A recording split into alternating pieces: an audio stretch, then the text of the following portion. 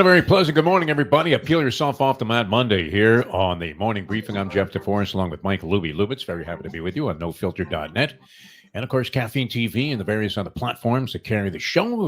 Very happy to see the growth, the just tremendous roll of momentum that we have going here with the morning briefing. Thank you very much for tuning in. Not uncommon, I guess, going back, probably maybe 25, 30 years ago. When you were doing sports talk shows or any kind of sports casting, you almost had to become some kind of medical phenom and be able to understand and dissect. You'll notice the pun there. Dissect various things about injuries in sports, which of course we knew nothing, right, Luby? I mean, you see a guy gets injured, you can kind of make a little bit of a judgment. Oh, okay, that looks like it could be an Achilles, which is always the kiss of death, right? I mean, it's like getting the big C. Yep. Achilles injuries usually very, very debilitating and going to keep a guy out for a long period of time. The ACL, not as bad as it used to be. Torn meniscus, okay, guy's going to be back in a couple of weeks. But we used to always have to make these diagnoses as if we actually knew what the fuck we were talking about. And it became a little bit of a problem because if you didn't go out there and make some kind of comment, then, well, you know what? He doesn't know nothing. This guy, I'm not listening to him anymore. And all of a sudden, I mean, unless you were Dr. James Andrews, you pretty much had no chance of nailing the thing correctly. And the speculation was much worse than it just not answering at all. And then it became this way for psychology in sportscasting, Lubie. And one of the most, I mean, this is just as disturbing a statement as you could possibly make if you were trying to assess a situation with an athlete or how it's going to impact the team or the game itself. And that was when you would say something along the lines of, and you're trying to justify Kyrie Irving in the slam dunk contest. And before he gets going, he's reading a copy of Mein Kampf right there on the bench. And then, he's going to dunk like a ball with Hitler's picture on it. And people would justify that and brush it off and just say, that's Kyrie being Kyrie. Exactly. One of the dumbest statements that you could ever make. In other words, you don't want to call the guy a blatant flaming asshole. You just, they're going to go, well, no, that's just Kyrie being Kyrie. They did it a lot with Floyd Money Mayweather, did they not? That's just Floyd being Floyd. Never mind that he came from the most dysfunctional family background this side of the Manson family. That should not factor into the equation of trying to figure out where exactly this guy's kind of troubled head is at. But you were just brushing, that's just Floyd being Floyd. Never mind that a couple of people got shot there and 3 people died. It's just Floyd being Floyd. Awful kind of stuff. And this is kind of disturbing because it's going on in America right now. And on a couple of fronts. On a sporting front, we'll get to that in a second. But, I mean, if you think about it, has anybody gone out there and bought a pair of those Donald Trump Converse All-Stars? Which he now says is endearing him to the African-American community. That and getting arrested. Both of those things have made him feel at home in the hood. Is this not singularly amazing, Lubie? I don't care. You can go ahead and vote for Trump. I'm not even going to get into that anymore because those arguments became almost nonsensical to have with people. But, you have a guy that was recently found complicit to the point where he's going to have to dole out about $80 million in a sexual assault on a woman from 30 years ago. There have been any number of cases raised and accusations and assertions made that this was not a singular incident, that he has reformed himself from and distanced himself from and turned his life around in that regard. Hardly seems to be the case.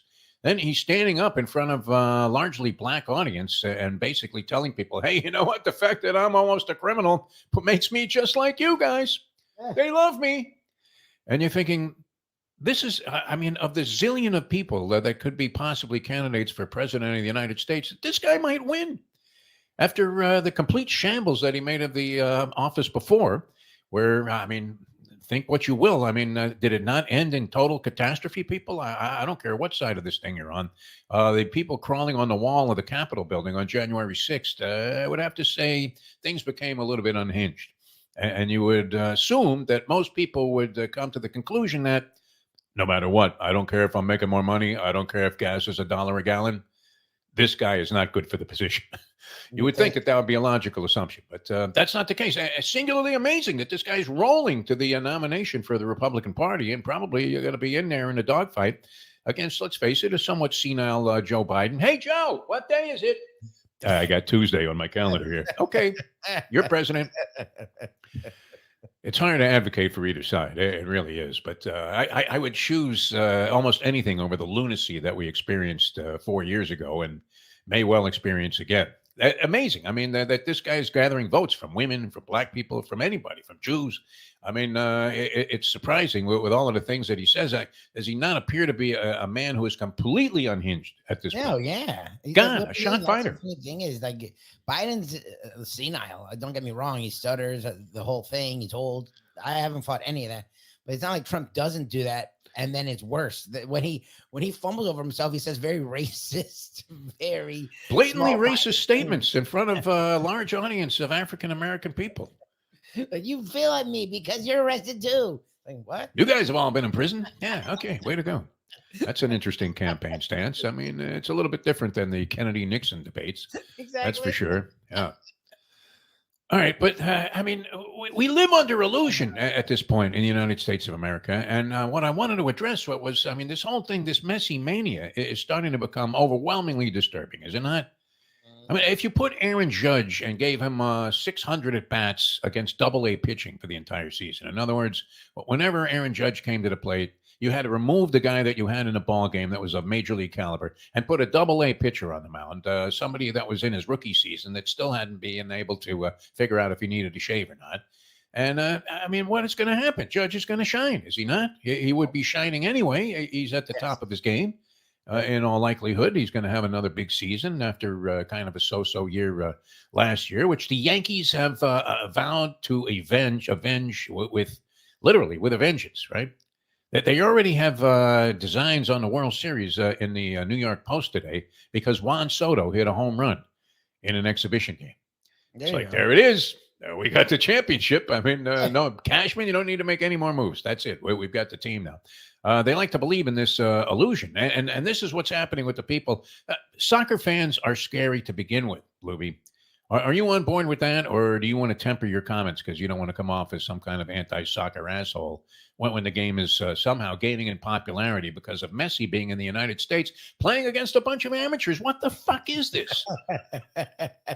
Soccer, Since when do we applaud that? When a guy goes backwards, where you have a chance to play in the big game, but you opt to go to the court where the father is playing with his, without a good way of saying this, where he's playing with his mentally challenged son, and you decide to go into that game instead of the game that has like Dr. J in it as a young high school player. Well, what is that all about? It's about the path of least resistance. Now I know Messi's making money; he seems to be a truly honorable individual.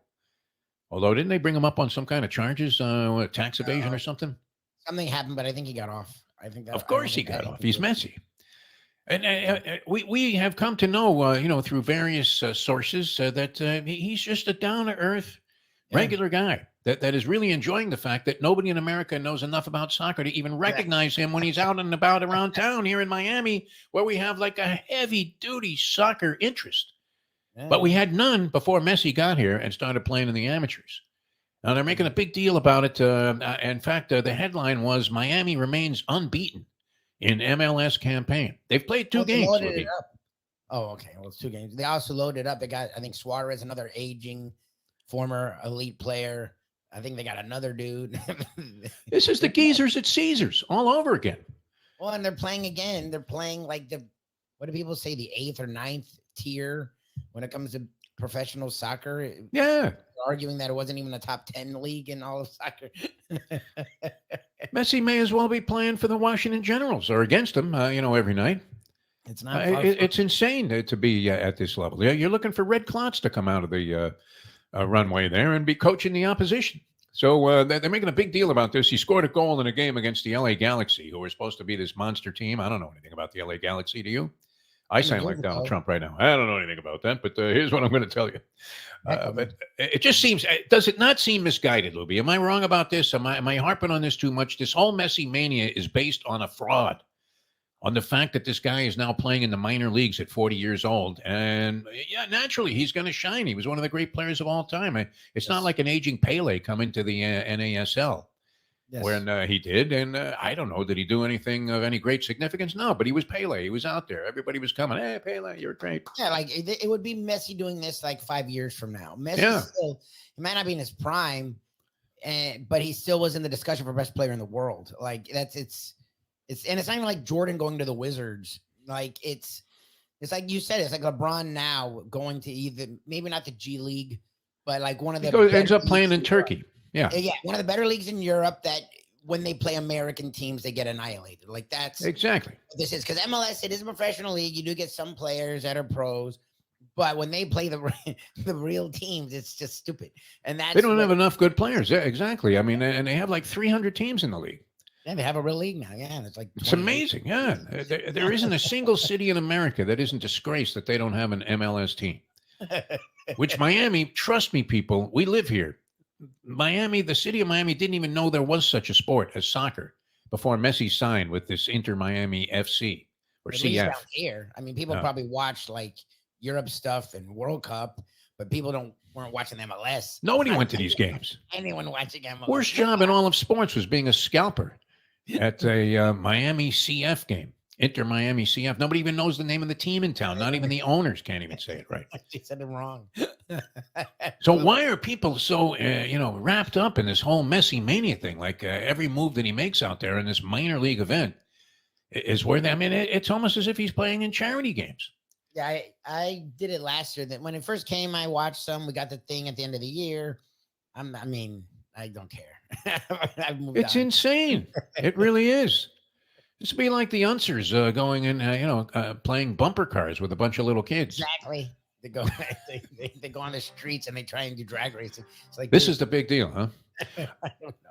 I have no idea. I can't believe we're going to let that fly as an addition of the morning briefing, just crying again about Messi. But no, it's one of those phenomena. It's just like this whole Donald Trump thing. I mean, what is it that people are missing here? What policy does this guy have that makes you think, oh, you know what? We got to have that guy in office.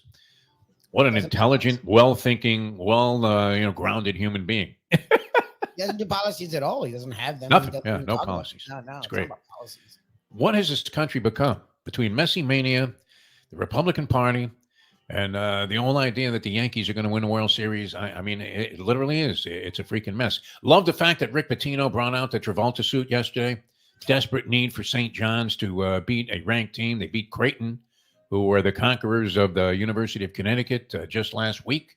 Shook up the world, the basketball world, and so it's wide open once again. Turn to your cleaning lady if you want tips about how to fill out your brackets once March Madness rolls around. And a lot of other interesting stuff. The Rangers' 10-game winning streak snapped. What's going on there, Lubie, at the top of the NHL in the East? You have the Rangers are now number one, I believe, by a point. The Bruins and the Panthers are right in there behind them. The Florida Panthers, don't sleep on the Panthers. Would that be a fair thing to say at this stage of the season? I mean, this is a rarity, though. They've been good all year, where you don't usually see that. We're normally talking about mathematical elimination long before we get to March. When it comes to our local hockey team, they made it all the way to the finals last year, showed a lot of spunk, made some changes. I'm beginning to think that this Bill Zito guy, who's the general manager of the Panthers, might be worthy of consideration as one of the top executives in all of sports. Is that a fair statement? What do you mean? He gets rid of a core piece because he's coming up on a contract, and he's like, I don't know if that guy's worth a contract.